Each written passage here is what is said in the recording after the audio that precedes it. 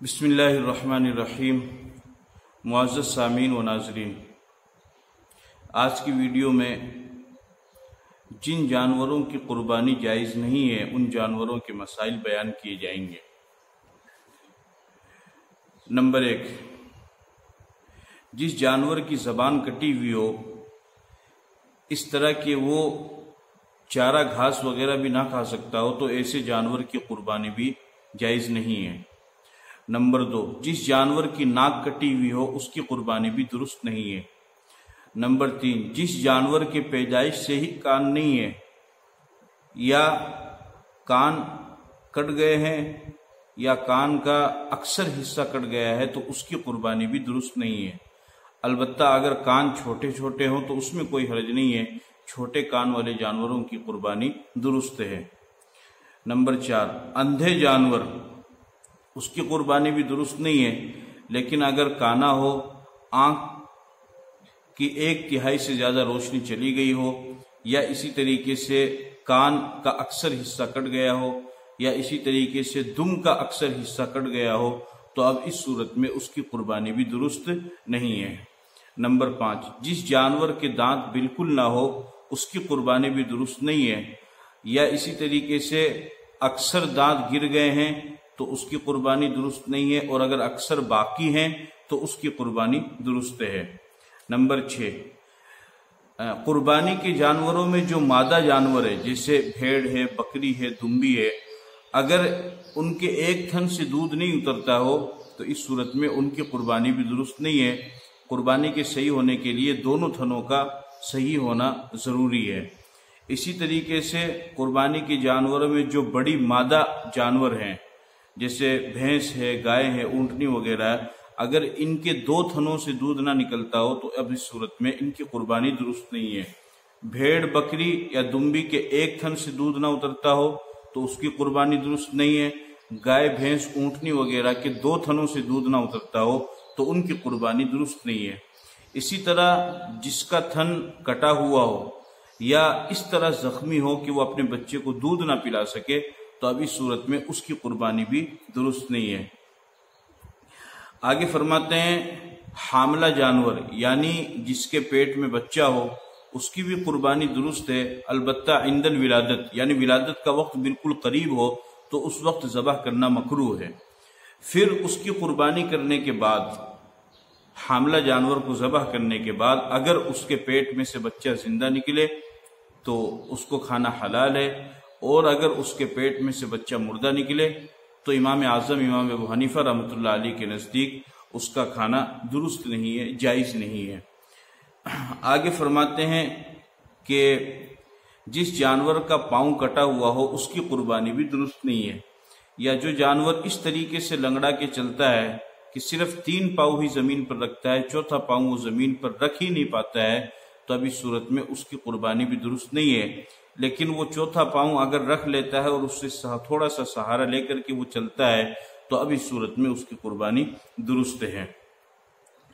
آگے فرماتے ہیں کہ اتنا دبلا، لاغر، بالکل مریل جانور کی جس کی ہڈی میں بالکل گودا نہ ہو اس کی قربانی بھی درست نہیں ہے، اور جو خود مذبح تک یعنی ذبح کرنے کی جگہ تک نہ جا سکتا ہو، اتنا کمزور جانور ہے، اس کی قربانی بھی درست نہیں ہے۔ آگے فرماتے ہیں کہ جس جانور کے پیدائش سے سینگ نہیں تھے یا تھے مگر ٹوٹ گئے، جانور کے سینگ ٹوٹ گئے یا اکھڑ گئے یا اس کے اوپر کا خول اتر گیا، اس صورت میں اس کی قربانی درست ہے۔ لیکن اگر جانور کے سینگ جڑ سے اکھڑ گئے اور جڑ سے ٹوٹ گئے کہ جس کی وجہ سے اس کا اثر اس کے دماغ تک پہنچ گیا، تو جڑ سے اگر سینگ ٹوٹ گئے یا اکھڑ گئے ہوں تو اس جانور کی قربانی درست نہیں ہے۔ اسی طریقے سے فرماتے ہیں بھینگی آنکھ والے، اور اسی طریقے سے خارش والے، اسی طریقے سے باولے جانور کی قربانی بھی درست ہے۔ البتہ باولا اگر جانور اتنا زیادہ باولا ہو چکا ہے کہ باولے پن کی وجہ سے وہ چارہ نہیں کھا سکتا ہے تو اب اس صورت میں اس کی قربانی درست نہیں ہے۔ البتہ صرف اتنا باولا ہے لیکن چارہ وغیرہ استعمال کرتا ہے، کھاتا پیتا ہے، تو اس کی قربانی درست ہے۔ اور اسی طریقے سے خارش والے، کھجلی والے جانور کی بھی قربانی درست ہے، لیکن اگر خارش کی وجہ سے بہت زیادہ کمزوری آ گئی ہو تو اس کی قربانی بھی درست نہیں ہے۔ اسی طریقے سے فرماتے ہیں خنسا، یعنی جس جانور کے بارے میں پتہ نہ چلے کہ یہ نر ہے یا مادہ ہے، اس جانور کی قربانی بھی درست نہیں ہے۔ صاف ستھرا معاملہ ہونا چاہیے، یا تو بکرا ہو یا بکری ہو، یعنی نر ہو یا مادہ ہو، درمیانی معاملہ نہ ہو۔ خنثی جانور کی قربانی بھی درست نہیں ہے۔ خلاصہ یہ ہے کہ عیب دار جانور کی قربانی درست نہیں۔ اسی طریقے سے یہ مسئلہ یاد رکھنا چاہیے کہ ذبح کرنے سے پہلے اگر جانور میں کوئی عیب ایسا پیدا ہو گیا کہ جس کی وجہ سے قربانی درست نہ ہو، تو اس جانور کی جگہ دوسرے جانور کو قربان کرنا پڑے گا۔ لیکن اگر ذبح کرنے کے لیے لٹایا، اس کے بعد اگر کسی طرح کا کوئی عیب پیدا ہوتا ہے تو اس عیب کا کوئی اعتبار نہیں ہے، اس جانور کی قربانی درست ہو جائے گی۔ لیکن ذبح سے پہلے کوئی عیب پیدا ہو گیا تو اب وہ عیب کیسا ہے اس کے بارے میں علماء کرام سے معلوم کریں۔ اگر وہ عیب ایسا ہے کہ جس کی وجہ سے قربانی ہو سکتی ہے تو لا حرج، لیکن اگر وہ عیب ایسا ہے کہ اس کی وجہ سے قربانی میں نقصان آتا ہے تو پھر اب اس صورت میں دوسرے جانور کو قربان کرنا چاہیے۔ خلاصہ یہ ہے کہ عیب دار جانور کی قربانی نہ کرے، بلکہ صاف ستھرے بہترین مضبوط جانور کی قربانی کرنا چاہیے۔